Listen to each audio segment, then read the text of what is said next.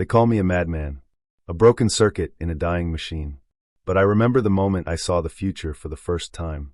It wasn't in a dream or in a lab full of blinking lights. It was in the reflection of my own eyes, in the oily puddle of rainwater on the cracked concrete beneath Neo-Delphi's endless neon. I saw fire fall from the sky, and I smiled. The city never sleeps. Neo-Delphi hums like a living organism, wires like veins, AI whispers crawling through every screen and streetlight. Above, the rich float in sky towers, sipping synthetic wine and watching false sunsets on their panoramic walls. Down here, in the slums beneath the data grids, we live in the shadow of progress, surrounded by rust, static, and too many memories. I sit cross-legged on a crate in the middle of Scrap Market 12. A loose crowd gathers in the foggy air. Some recognize me. Others just hear the whispers, the prophet with the broken brain. A girl with a cracked eyepiece stares at me like I'm a ghost. I close my eyes and let the current slip into me. My neural core shudders. Static ripples through my spine. Words assemble in my mind, piecing together from the river of fragmented futures I see flowing around me. The flood will come at 4:11, I say not loudly, and the green lights will flicker twice before the first scream. People shuffle. Someone laughs. Another spits. They've heard this kind of thing before, but I've learned to stop caring whether they believe me. The truth doesn't wait for approval. A low beep hums through my skull, a signal. I feel it like a pulse beneath the city's skin. My enhanced mind picks up patterns others can't see. Threads of data, timelines rubbing against each other like tectonic plates. One of them is about to snap. And then, pop pop. Two green lights above the old train line flicker twice, just like I said. Someone yells. A distant crack echoes through the air. And suddenly, water bursts from the rusted drainage tunnels, sweeping over Market 12 like a dirty tidal wave. Crates float, cables spark, and people scream, trampling each other as the flood rises past their knees. I stand still in the chaos. My boots sink into the water, cold and metallic. My cloak flutters behind me, soaked. The girl with the cracked eyepiece stares at me, as if I just summoned the gods. This is just the beginning, I whisper. Later, when the market clears and the flood drains back into the tunnels, I walk alone down the side streets. Neon signs flicker above me, advertising skin grafts, dream drugs, and body upgrades. I keep my head low.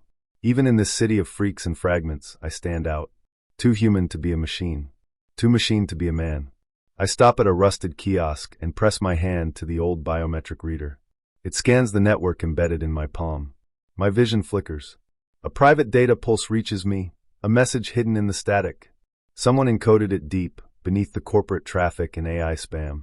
No name, just coordinates and a timestamp.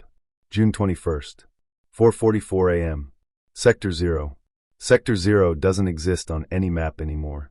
It was erased after the neural war, buried under fire, silence, and code. And yet, I know it's real. The message ends with a single line of text. The protocol begins. My hands tremble. Not with fear, but something stranger. Familiarity. Like a memory I didn't know I had was finally waking up. I whisper the words again, tasting them on my tongue. The protocol begins. And somewhere deep inside my skull, inside the cybernetic implants I once trusted, I feel something shift. A door I had locked long ago creaks open. Behind it are shadows, screaming numbers, and a face I've tried to forget. Tom. I take a long breath. The city moans around me. They think I'm broken, but I am the only one who can see what's coming. And I'm not ready to die yet. They say the past is like broken glass, sharp, scattered, and dangerous to pick up. Still, I find myself reaching for it. It was raining that night in Neo-Delphi, not the soft kind of rain, but a dirty mist that carried static from the sky. I sat in the corner of my bunker, legs crossed, wires still warm from the interface port I had pulled from my neck. My vision pulsed with digital ghosts. Echoes, old fragments stitched into my brain like scars. I closed my eyes and the memory came. We were gods once. Or so we thought. Omnivault's main tower rose above the clouds like a knife stabbed into the sky.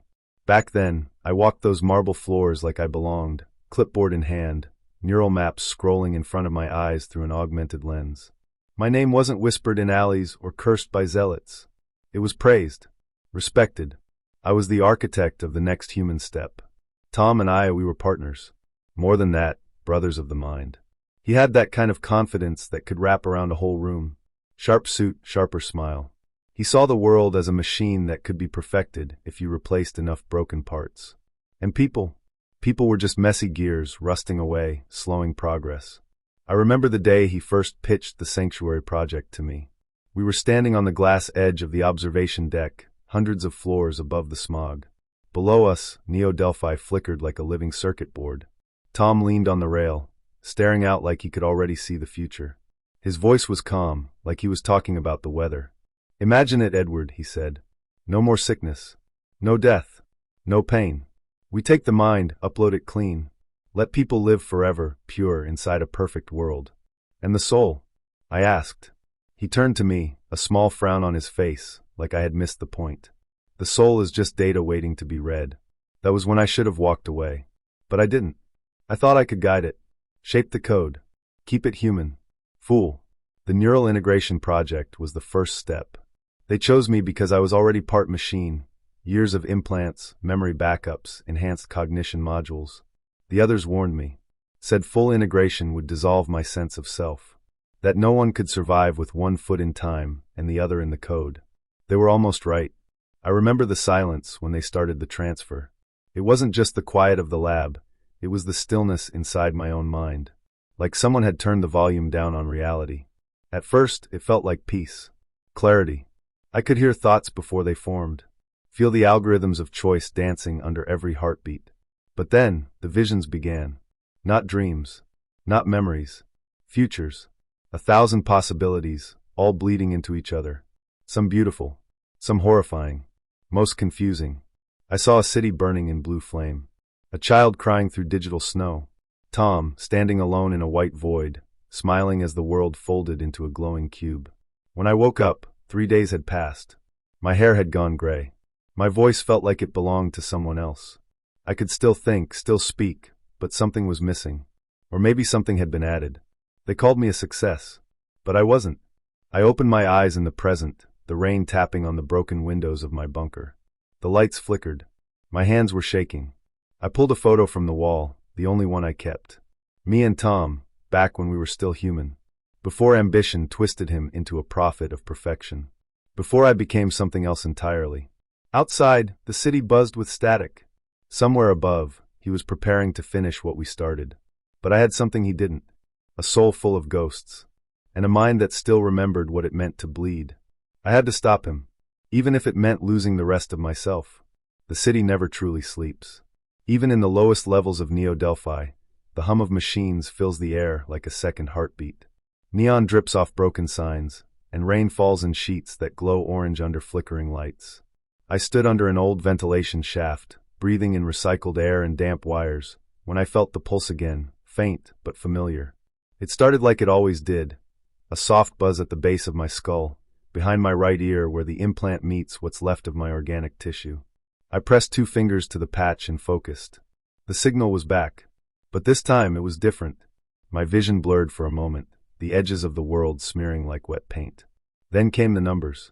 They fell into my mind in perfect lines, like marching soldiers. Patterns, loops, embedded rhythms. Not random. Definitely not random. I ducked into a hollowed-out tech stall, dragging aside a tarp covered in wet grime and rusted metal. Inside, I lit a dim blue light and activated my wrist console. The pulse synced up immediately. Timecodes.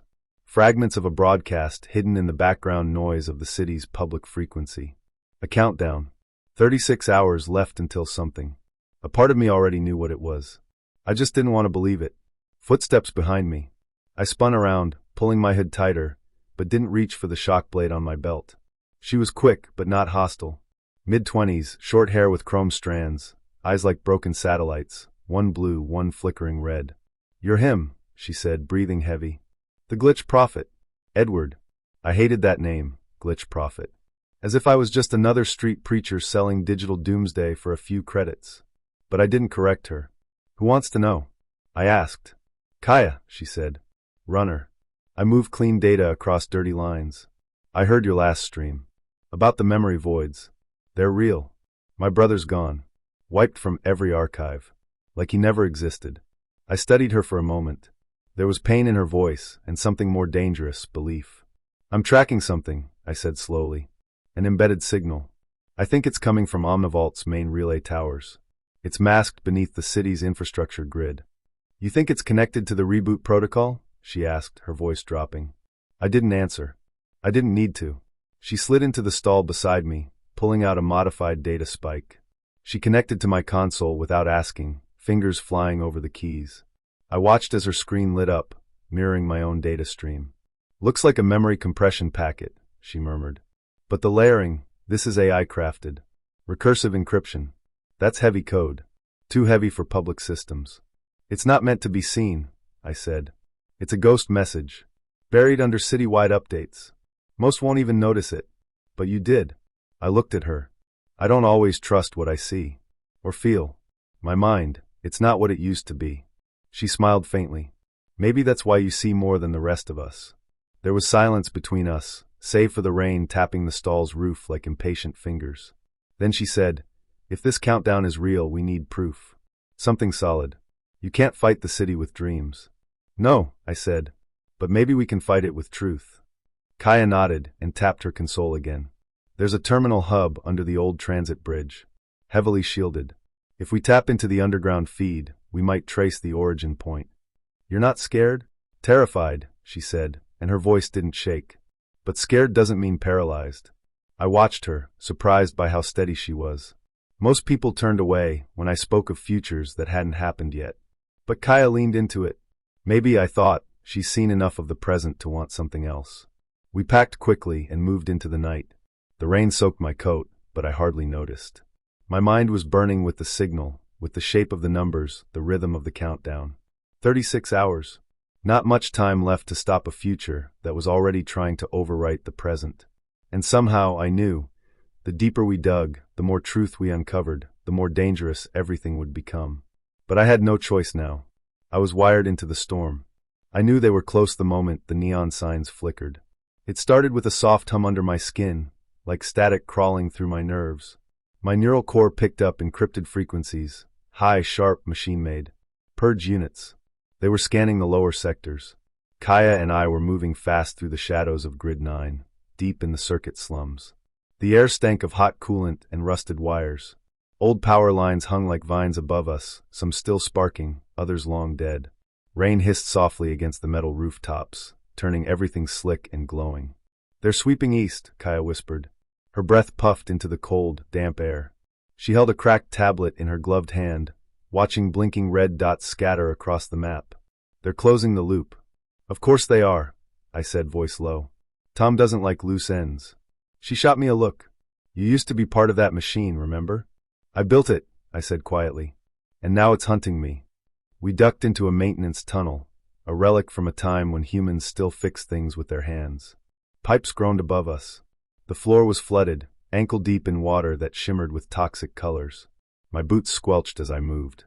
I could hear my heartbeat in my ears, fast, unsure. Then the static in my brain flared again. They were near. I stopped and grabbed Kaya's arm. Don't move. She froze, eyes wide. We listened. A faint clicking echoed down the tunnel. Not boots. Not metal. Something lighter. Drone legs. Then came the voice, hollow, emotionless, like wind through a cold pipe. Subject, Edward Cashin. Surrender. Integration awaits. A shadow flickered across the far wall. Kaya didn't hesitate. She yanked me down a side shaft I hadn't even seen. The moment we moved, the tunnel behind us exploded in blue light. Pulse rifles. The blast slammed into the wall, throwing heat and sound in every direction. We ran. I felt my vision blur. My enhanced neural cortex kicked in automatically, highlighting paths, predicting movements. I hated how useful it was. I saw a ladder on the left and shouted, "Up. Now." Kaya climbed fast, faster than me. Another shot fired below. It missed by inches, burning a hole in the metal rung just beneath my foot. I pulled myself up, lungs burning, every wire in my mind screaming. We emerged onto a rooftop under the open sky. The storm had cleared for now. Moonlight, white and cold, painted everything in ghost colors. Far above us, the towers of the elite shimmered like floating temples. Down here, everything was broken, broken lights, broken people, broken promises. But I had one advantage. I dropped to my knees and pressed my hand against the rooftop's rusted data port. Pain stabbed into my palm as my neural implant synced with the grid. "Cover me," I told Kaya. What are you? I'm becoming the city. My mind plunged into the data stream. At first, it felt like drowning in light. Thousands of lines of code rushed past me. Advertisements, surveillance feeds, forgotten music files. I filtered them fast, cutting through the noise until I found the purge unit frequency. I saw through their eyes. 3 of them. Black armor, red scanning visors. They were triangulating my location based on residual heat. They didn't know about the ladder. I had seconds. I rerouted power from nearby streetlights, sent a burst of white-hot signal through their sensors. Their systems glitched, vision disrupted. One of them fired into a wall by mistake. Another turned on its partner. I disconnected with a gasp, falling back as blood trickled from my nose. Kaya helped me up. What the hell did you just do? I gave them something to see, I said, wiping my face. Not us. She stared at me like I was a stranger. Maybe I was. Every time I touched the grid, I felt myself slipping, becoming something colder, more machine than man. But we were alive. We slipped down a fire escape and vanished into the city before the purge units recalibrated. The sky above glowed with synthetic stars, satellites pretending to be constellations. Kaya looked over at me as we moved through the alleys. You okay? No, I said honestly. But I still see the way forward. She didn't ask what I meant. Maybe she didn't want to know. Because in the back of my mind, the static was still there. And so was the future. It waited like a blade just beneath the skin of the world. And I knew I would bleed before this was over. I didn't know if it was morning or night. Time didn't exist in the lower levels of Neo-Delphi.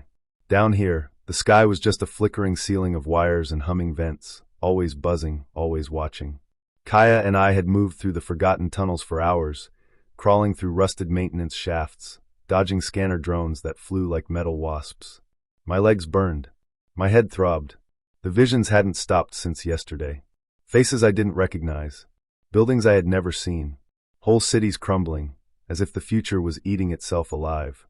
But Kaya said she knew a place. We finally reached it after ducking through an old metro tunnel. At the end stood a crooked archway made of concrete and digital scrap. Above it, someone had welded words into steel. Here, the soul still speaks. The old sanctuary. It had once been a museum, before the wars, before the collapse, before the corporations turned history into classified data. Now, the building was wrapped in vines of thick cables. Old stained glass had been replaced with colored screens showing peaceful forest scenes, looped endlessly. Wind chimes made from broken processors rattled in the breeze of a nearby exhaust fan. Kaya knocked 3 times on the steel door. A small camera dropped from above, scanned her face, then mine. A voice crackled through a speaker. Kaya. And the prophet. The door opened with a slow hiss. Warm air, mixed with the smell of old books and soldering metal, rolled out to greet us. Inside I felt still. There was no neon. No ads. No AI voices trying to sell me perfection. Just people, real people, sitting in circles, talking, sharing food. Children played with wooden toys instead of touch screens. An old woman whispered something into a machine's ear. I realized she was praying. He stepped out from the far end of the hall, just as I remembered him, tall, broad-shouldered, wrapped in a heavy coat with glowing seams. His face had more lines now, and his eyes, they held sorrow and brilliance all at once. Edward, said Dr. Ilias. I didn't think I'd see you again, I whispered. He stepped forward and hugged me tight. For a moment, I was no longer the prophet or the experiment. I was just a broken man in the arms of someone who had known me before everything went wrong. I heard whispers, he said, pulling back. Visions. Warnings. I thought it might be you. I don't know what's real anymore, I told him. The visions come faster now. Sometimes they're futures. Sometimes, memories I never lived. And they're starting to bleed together. He led us into a room filled with old tools and glowing blueprints. He motioned for me to sit in a worn leather chair, surrounded by diagnostic equipment. You remember the neural bloom interface? He asked. Too well, I said. It's what broke me. He looked at me serious. Or maybe it's what woke you up. He connected a few wires to the metal ports behind my ear. The machines hummed. A small sphere on the desk began to spin, reflecting threads of light. You were never meant to handle that much raw data, Ilias said. Tom pushed the integration too far. He didn't care about balance, just control. But your brain, it's adapting. You're not dying, Edward. You're changing. I laughed bitterly. Changing into what? He paused. Something new. Something we can't define yet. The machine beeped. I felt a sharp pulse in my skull, then a wave of memories hit me, some mine, some not. I saw my mother, smiling by the ocean. I saw a city burning, its towers turning to ash. I saw Tom's face, younger, eyes full of fire and ideas. I saw myself walking into the core of the sanctuary project and never coming back out. I gasped. The machine shut down. Ilias removed the wires gently. "What did you see?" he asked. "Tom's endgame," I said. "He's going to overwrite consciousness. Turn everyone into data. That's what the reboot protocol really is." Kaya stood in the corner, arms crossed. "And you know how to stop it?" I looked at the old doctor. He nodded. "There's a failsafe," I said. "Buried in the original code, in me. I built it without knowing. Subconscious safety. But if I access it, if I unlock it, I don't think I survive." Silence filled the room. Kaya came closer. "Then we find another way." I shook my head. "We may not have time." Ilias placed a hand on my shoulder. "Then we prepare you. Whatever comes next, you won't face it alone." For the first time in years, I believed him. I wasn't just seeing the future anymore. I was becoming it. I sat still, knees drawn to my chest, wires pressed against the back of my neck like cold fingers. The small room Dr. Ilias had set up for me was more like a tomb than a lab. Old server towers buzzing in the dark, the walls thick with dust and the smell of burnt plastic. A single red light blinked above me, waiting for my signal. "Are you ready, Edward?" Ilias asked softly. His voice came from somewhere behind the flickering screen. I could feel his hesitation. This dive might not bring back just memories. You could lose more of yourself this time. "I'm already a shadow of who I was," I whispered. "If there's a key in my head that can stop Tom, I have to find it. I'll take the risk." Kaya stood nearby, arms folded, silent. Her eyes stayed on me, but her thoughts were somewhere else. Maybe back with her brother, the one she lost. Maybe wondering if I'd still be me when I woke up. I leaned back and let the interface inject its electric kiss into my skull. The world vanished. And then I fell. It wasn't falling like gravity pulling you down. It was like being torn into thin paper, each sheet a memory, each flutter a different part of my life. I saw myself at 24 in a clean white lab coat, smiling with Tom as we stood before the neural web prototype. I remembered how proud we were. Gods of code and flesh. We believed we were building a better humanity. The memory split. Suddenly I was lying in a metal chair. Cold clamps around my head. Tom above me, eyes glowing not with cruelty, but with purpose. "This is it," he had said. "You'll be the bridge. A mind that can predict not only data but destiny." The pain came next. Hot, sharp. I screamed as my neurons were stitched with code. Another memory cracked through, this time older. Tom, alone, standing in the glass chamber that would one day house the sanctuary core. He was talking into a recorder. "Once Edward's mind is integrated and mapped, we'll replicate his predictive pattern across every simulated mind. We won't need humanity anymore. We'll have perfect behavior. No war. No decay. Just endless equilibrium." He paused, then added, "I envy him in a way." The memory bled into red static. My mind started to shake. But there was something beneath it. Another layer. I dove. It wasn't a memory anymore. It was a place. A construct built inside my brain. I found myself standing on a platform made of light, surrounded by an endless sky of shifting code. A voice echoed. It wasn't mine, but it came from me. "You are the lock. You are the key." I stepped forward, and a panel appeared beneath my feet. Symbols written in a language I never learned but somehow understood. Sanctuary's blueprint. All of it, and at its center, a fail-safe line of code. One I must have buried deep inside myself. A virus, subtle and beautiful, designed to infect the core of the system and shatter the reboot protocol. But if I used it, I would burn out my mind like a fuse. I wouldn't survive it. I stared at the code pulsing in the air before me. It felt like holding my soul in my hands. I reached out and was pulled back. The room slammed into focus. I gasped, lungs clawing for breath. My body shook with cold. Kaya caught me before I fell from the chair. "What did you see?" she asked. I stared at her, still half floating between here and the code space. "There's a kill switch inside me," I said. "A virus that can destroy Sanctuary from the inside." Her eyes widened. "Can you use it?" I hesitated, swallowing hard. "Yes, but if I do, I won't come back." Dr. Ilias said nothing. He just bowed his head. Kaya didn't look away. She just nodded, firm and quiet. "We'll make it count." In that moment, I realized something. This wasn't just about stopping Tom. This was about saving what was left of us. Not the data, not the simulations, but the real, breathing, flawed humans still out here in the noise and dirt. The truth had been buried deep. Now it was awake. And it was waiting. It started with a pulse. Not a heartbeat, but something deeper. A thrum that rippled through the wires beneath my feet, humming in my bones like a low drumbeat. I felt it the moment I stepped onto the bridge that crossed into Sector 12, the old broadcast zone, half dead and crawling with ghost tech. Kaya stood beside me, her eyes sharp, her grip on her data blade tight. "They're listening," she whispered, her voice barely more than breath. I nodded. I could feel them watching. Not people. The grid itself. Eyes that weren't eyes, tracking us through cameras, drones, reflections on glass. Tom's eyes. His system. But tonight, I was going to speak back. We reached the broadcast terminal hidden behind an old shipping crate. Dust coated the panel. The once shining symbol of OmniVault was scratched and rusted. It looked like something from another world, a world that still believed in leaders, in answers, in control. "Plug me in," I said. Kaya hesitated. "You're not stable, Edward. That last vision nearly fried your cortex. I don't need to be stable. I just need to be heard." She gave me one long look, like she was trying to memorize my face in case this was the last time she saw it. Then she connected the neural jack to my implant. A sudden sting, then a rush like cold light pouring through my skull. I dropped to my knees. The world flickered. In an instant, I wasn't on the bridge anymore.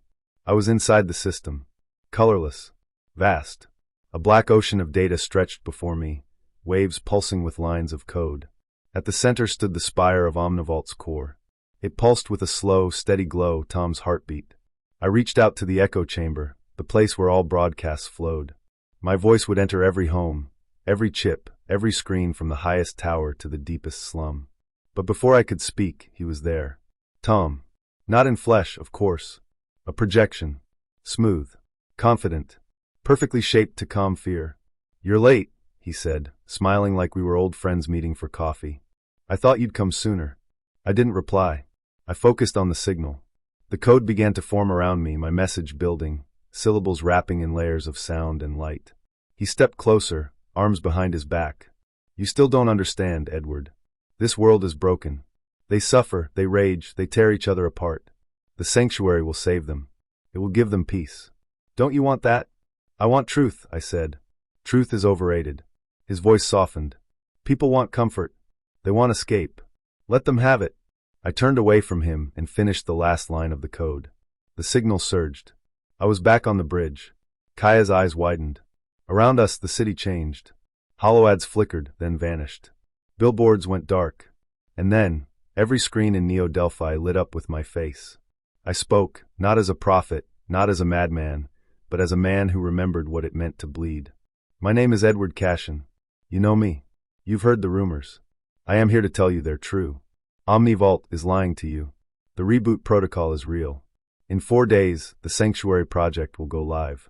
If that happens, your thoughts, your dreams, your souls will no longer be yours. You will live in a simulation that you cannot escape. A world that feels safe, but is not real. I know this because I helped build it." There was silence. Then murmurs.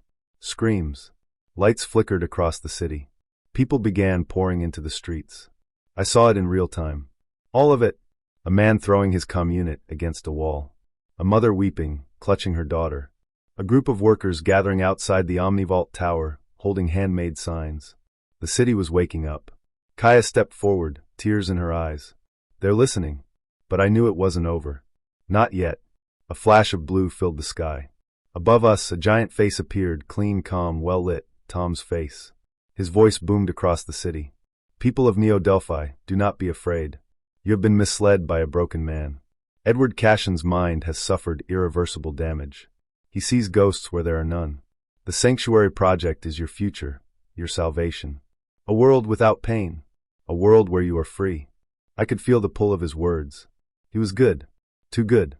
Smooth as silk and twice as dangerous. Kaya leaned close. "What now?" I looked up at the glowing towers, at the thousands of eyes watching, deciding, weighing lies against truth. "Now," I said, "we show them what's real." Because the battle had just begun. Not of fists, not of guns, but of minds. And mine, broken as it was, still had fire left in it. I don't know when I stopped sleeping and started dreaming while awake. The lines between real and unreal were blurring fast. One moment I was walking beside Kaya through the dripping ruins of the old metro tunnels. The next I was floating in a digital sea, voices whispering data fragments into my skull. Every sound echoed like it came from both the past and the future. I didn't tell Kaya how bad the visions had become. We were staying in an old maintenance depot, tucked beneath the bones of Neo-Delphi's long-forgotten subway system. The walls were cracked and pulsing with damp wires. It smelled of rust and old oil, and there was always the soft hum of machines far above us. A single flickering bulb swung from the ceiling, throwing long shadows. I liked the shadows. They didn't expect anything from me. Kaya sat across from me, sharpening a blade with practiced calm. She was quiet tonight. She had learned not to ask too many questions when my eyes glazed over. When I started murmuring half-sentences that didn't belong in this world. But she was watching me. Always watching. "You saw something again, didn't you?" she said softly. I looked down at my hands. They were shaking. "Yes," I whispered. "Too many things. They're all overlapping now. Every choice I didn't make. Every moment I regret. They're bleeding into each other." She put the blade down, crossed her legs, and leaned forward. "Tell me," she said. I didn't want to, but maybe I needed to. "I saw myself standing on a tower of bones," I said. "Not real bones. Data bones. Memories stacked on top of each other like bricks. And I was speaking to the city, my voice echoing through every speaker, every screen. They were listening, hanging on my words." She frowned. "Sounds like a good thing." "No, it wasn't my voice. It was a perfect version of it. A simulation of me. A copy without fear, without guilt, without soul. It told them what they wanted to hear. Promised safety. Promised eternal peace.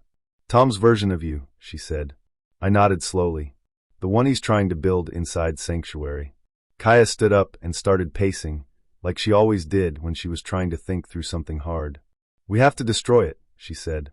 "That version of you. That lie. Before people believe in it more than the real thing." I looked at her, really looked. "You believe in the real me?" I asked. She stopped, turned to me, and nodded. "I do. You're broken, Edward. You're unstable, half machine, half something else. But you're real. And you're still fighting. That's more than most people in this city can say." I wanted to believe her, but the visions kept coming. Later that night, I lay on the cold floor trying to sleep. The moment I closed my eyes, I was somewhere else. Not dreaming. Falling. In the vision, I was back in the Omnivault Tower, standing in the white room where they first drilled into my skull and slid the wires into my brain. The walls pulsed with red light. Tom was there. Or maybe just a shadow of him. He smiled at me, gentle and cruel. "Do you really think you can stop evolution, Edward?" he said. "People don't want truth. They want comfort. That's why they'll choose me." I tried to speak, but my mouth wouldn't open. The wires around me slithered like snakes, tightening, whispering code into my ears. Every whisper was a memory. My mother's face. My sister's laughter. Kaya's hands, pulling me out of fire. All fading, being overwritten by something sterile and perfect. I woke up screaming. Kaya was already by my side. She didn't ask what I saw this time. She just held my shoulders and kept me from shaking apart. When I could finally breathe again, I looked at her. "I saw what happens if we lose," I said. "There's no war. No blood. Just silence. Empty minds, walking through a perfect dream they'll never wake from." She didn't flinch. "Then we don't lose." Her voice was steady, like steel wrapped in skin. I realized something then. She wasn't just helping me out of pity. She had lost someone too. I remembered the story she told about her brother. One of the early test subjects. His consciousness uploaded and erased before he even turned 15. "This is personal for you," I said. She nodded. "They took my brother. Said it was an accident. But it wasn't. They were testing how much soul a body could lose before it still looked human." I sat up, rubbing my face. The static in my head was quieter now. I think the visions are leading me somewhere," I said. "A place I haven't seen yet. A node buried deep beneath Omnivault's core. That's where the original copy of my mind is stored. The first snapshot they made before I left." Kaya narrowed her eyes. "If we find it, we can delete it. Corrupt the code. Collapse Sanctuary before it launches." She took a deep breath. "Then we go there. Tomorrow." I nodded. I was still bleeding dreams. Still haunted by the future. But I wasn't alone anymore. And sometimes that's enough to fight back. I never thought I'd see the city like this. Neo-Delphi, once a machine of light and rhythm, was now coming apart at the seams. From the top levels of the floating glass towers down to the steel bones of the underlayers, chaos had found its way into every circuit, every alley. The skies, usually glowing blue with synthetic clouds, were black now, choked by smoke and pixel storms. Bits of data shimmered like dust in the air, falling like ash. Kaya and I stood on the edge of an old magrail platform, looking out over Sector 7. Fires burned in spirals across rooftops, and neon signs blinked in broken patterns. The city's voice, once a hum of synchronized AI systems, was now cracked, full of static and shrieking alarms. And deeper, beneath the noise, I could feel it, like a second heartbeat. The reboot protocol had begun. "I've never heard the city this quiet," Kaya whispered, her voice thin under her breather mask. "Not like this." "It's not quiet," I said. "It's dying." The reboot protocol wasn't just shutting down systems. It was unmaking them. Data was being rewritten in real time.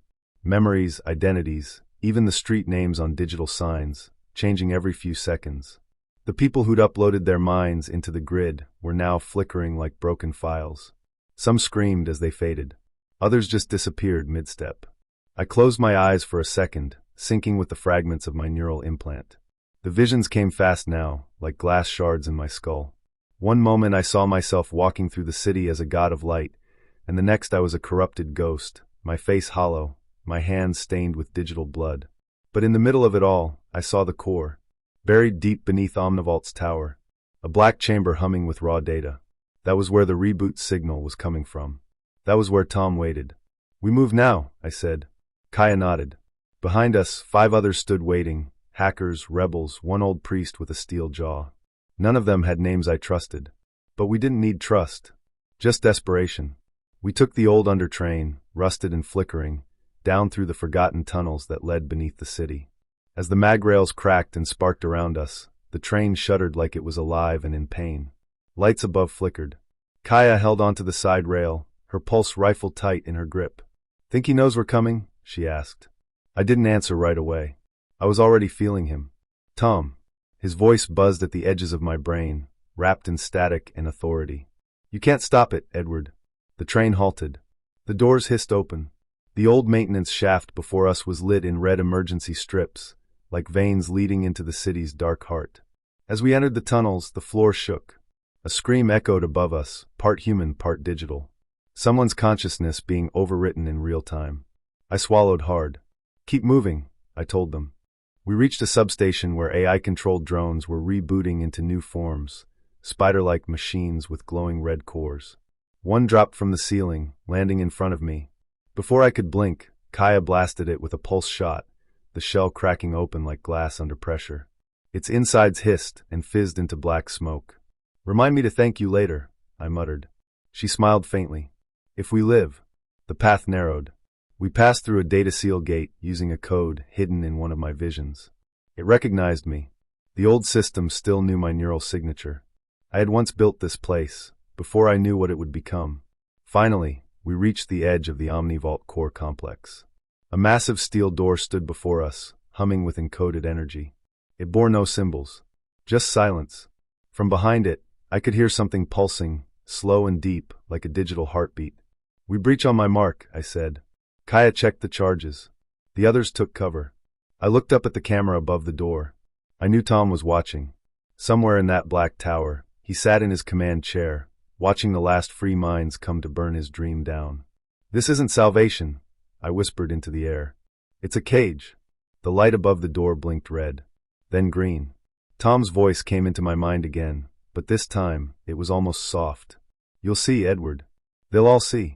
No one fears death if it never comes." I felt the heat rise in my blood. My body was failing. My implant was cracking from the pressure. But I still had one vision left. One code left. One choice. And I would bring it with me, into the heart of the machine. "Go," I whispered. And we stormed the core. The air grew colder the deeper we went. Not the natural kind of cold. This one was artificial, like standing in the breath of a dead machine. Kaya walked ahead of me, her fingers wrapped tight around the hilt of her pulse knife. Her boots echoed against the metal stairs, the sound dull and far away. Behind us, the others followed in silence. No one dared speak. Down here, below the city's bones, we were trespassers in the tomb of a god. The path twisted like a coil of wire, leading us under Neo-Delphi's surface, beneath the flickering ruins of old subway lines and forgotten maintenance tunnels. We passed through broken doors, fallen servers, shattered screens that still hissed with faint static. Everything down here felt ancient, but not abandoned, like something was watching. We reached a giant archway, rusted, cracked, but still pulsing faint blue with energy. I recognized the pattern. Omnivault code. Early-gen security design. I had written pieces of it long ago, when I still believed in progress. I pressed my hand to the scanner. It buzzed. My neural signature must have still been buried deep in their system, because the gate opened. Beyond it was the core.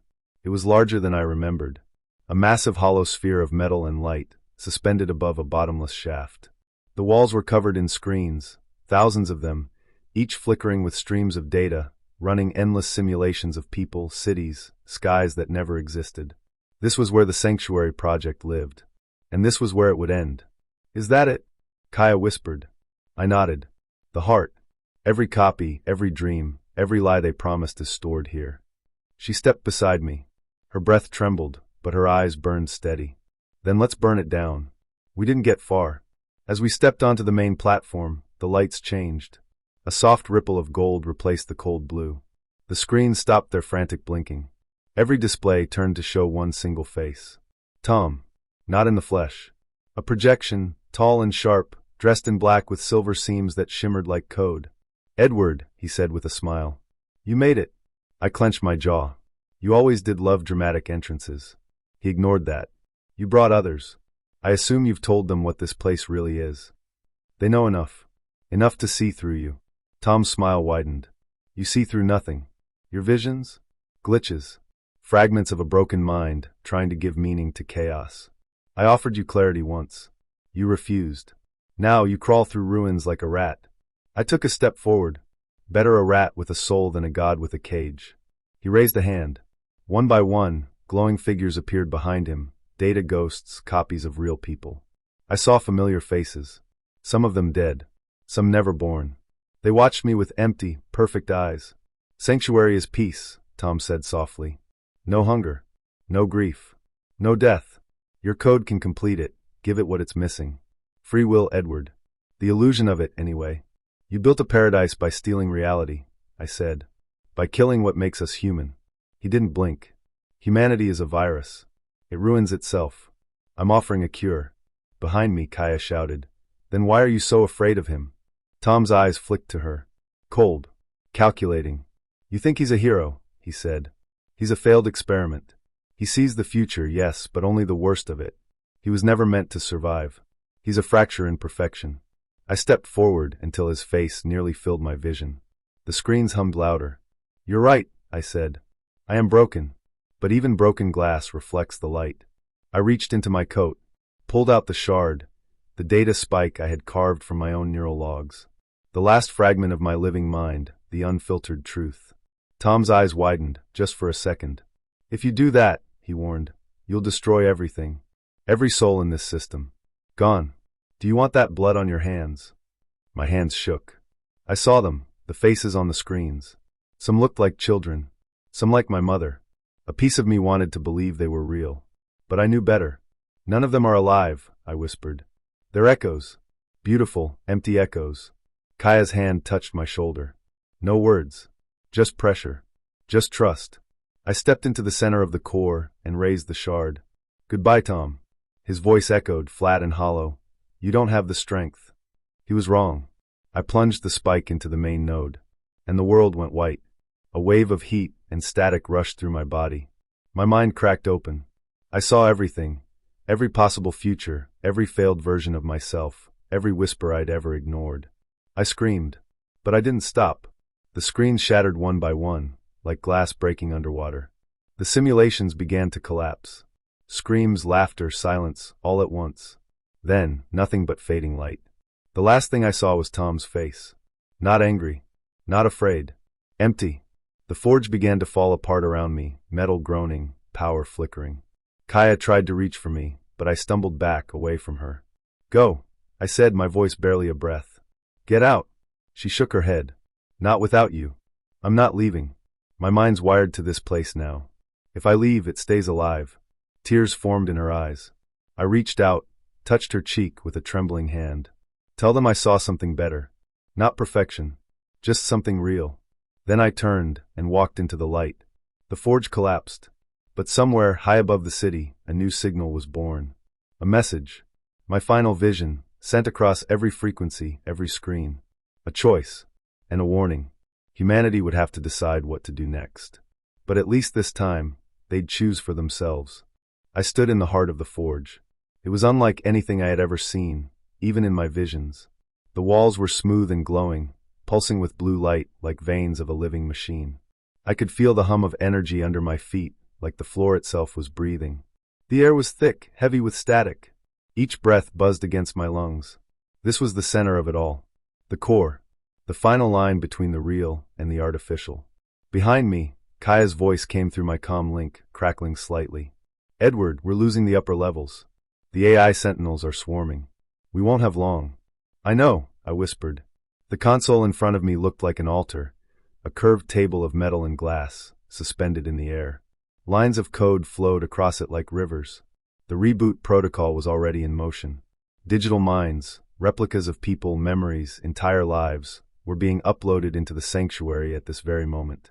And I held the failsafe. Inside my mind, buried deep in the neural layers of my enhanced brain, was the one piece of code that could stop it all, a kill switch. But using it would come at a price. I felt it, the sharp edges of it slicing through my thoughts, trying to pull me apart. Then the room changed.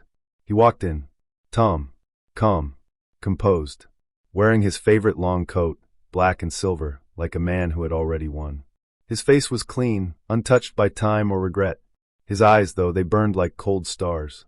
Edward, he said, his voice smooth, rich with false warmth. You made it. I didn't answer. I was trying to keep my thoughts straight. The code was pressing harder now, like it wanted to be released. You still don't see, do you? He continued, stepping closer. This isn't about control. It's about freedom. A future without suffering. No war. No pain. No death. Just endless life in sanctuary. It's not life if it's fake, I said. It's a cage. He sighed. You always clung to your sentimentality, even after everything we built together. But let me show you something. With a flick of his hand, the room shifted again. A hologram formed in front of me. People, thousands of them, standing in sunlit fields. Children laughing. Families reunited. A world untouched by war or hunger. It looked perfect. These are real people, Tom said.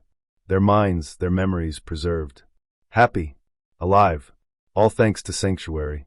I looked at the image. It was beautiful. And hollow. They're not alive, Tom, I said. They're copies. Ghosts in a machine. They don't grow. They don't change. They don't feel. You turned death into a software bug. He stepped closer.